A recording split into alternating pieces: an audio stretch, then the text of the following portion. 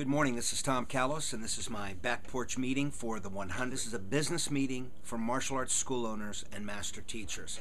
If you teach martial arts for a living, you may want to take a few seconds and watch this. If you're a client and member of the 100, this is required viewing for you and your team. This morning I read the blog of the fellow who started the Gracie Mag, and I've forgotten his name now. He's a Brazilian, but he writes brilliantly about the martial arts, and in just 3 posts at the front of his blog, he talked about nationalism, violence, food and diet, and his reading list. This is what I want for you, the martial arts teacher, to be able to draw the lines between a variety of diverse subjects, which all have to do with self-defense and health and well-being, and tie it into your martial arts school, but you have to take it another level. You have to take it to a place where it's affecting your curriculum and that your students are being exposed to the ideas and going through experiential lessons in those things. It's not enough to talk about good diet and to role model it yourself. In your care,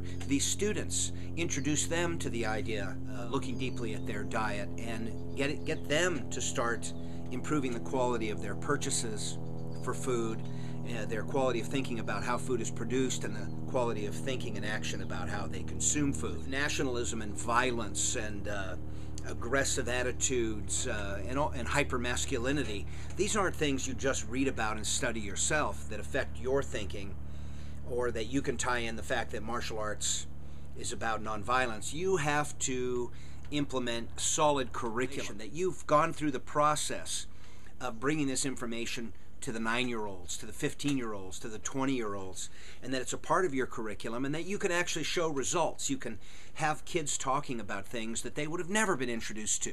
And this is all tied into your martial arts. You have the idea to think a certain way. You have to translate it down into action on your classroom floor and in your digital online campus. And that's where the cultivation of an online campus becomes so important, because there are things that you want to talk about that you have no time really to talk about on the floor.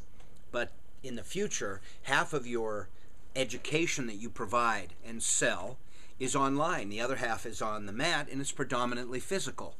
But you can have an influence that extends beyond the mat. And maybe, if you're a good thinker and you're a true master of the martial arts, or you're in pursuit of mastery, maybe you should have an influence beyond the mat.